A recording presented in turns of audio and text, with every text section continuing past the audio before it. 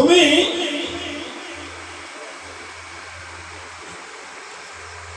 বৃন্দাবনের সকল গোয়ালা মায়েদের ক্ষীর সর লবণী দধি সবকিছু চুরি করে খেয়েছো। রাধে রাধে। তারপরে গোপীদের বস্ত্র হরণ করেছো, আরো কি করেছো? আজকে অনুমান নয়, বর্তমান এই যে তারা বসে আছে সবার মন চুরি করে আছো।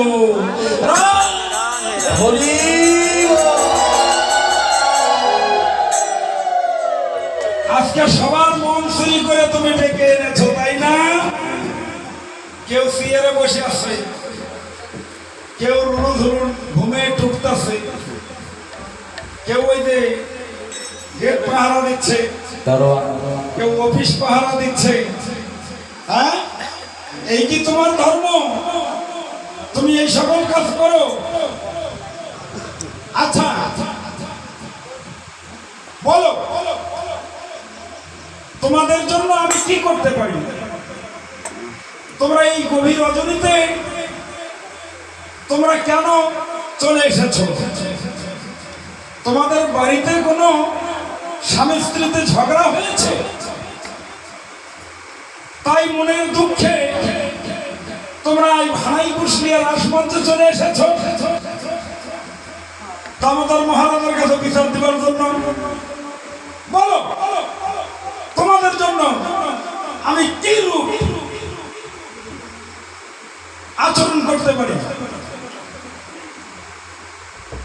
গোপীগণ কোনো কথা বলছে না। তোমাদের গ্রামে কোন ধনুধারী যুদ্ধ করেছে যে তোমাদের বাড়ি থেকে গাত্রাঘাত করে বাহির করে দিয়েছে? বলো, আমি কৃষ্ণ তার বিচার করব। গোপীগণ কোনো কথা বলছে না।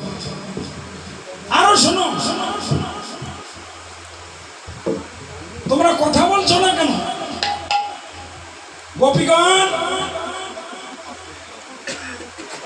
শুধুমাত্র বক্র নয়নে গোবিন্দের বদন পানে তাকিয়া রহিয়াছে, চরণের বিদ্রা অঙ্গুরি দিয়ে মৃত্তিকা খনন করছে। এ কেমন ভগবান? ওখানে আমরা তো আসি নাই, তুমি বাঁশি বাদায়ে বাদায়ে বাঁধালে কেন?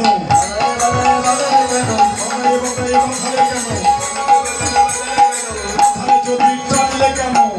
যদি টানলে কেন? টানিলে যদি আনিলে কেন? বাদায়ে বাদায়ে বাঁধালে কেন?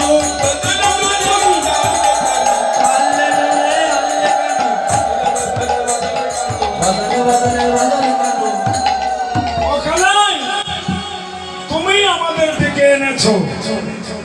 এখন হরিবাসন কমিটি যদি বলে অনুষ্ঠান চলাকালীন তোমরা কেন এসেছো, আমাদের আঘাত পাওয়ার কথা।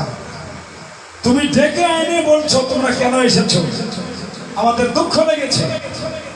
ঠিক আছে, আমি যখন ডেকে এনেছি তাহলে তোমাদের কি মনোরঞ্জন করতে পারি বলো? আজকে তোমরা যাহা চাইবে আমি তাহাই দিব। আমি ভগবান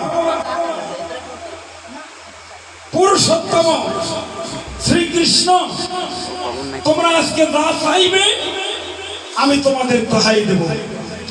গোপীগণ নয়নের জলে ছেড়ে দিয়ে বলছে, একবার সুধা দাও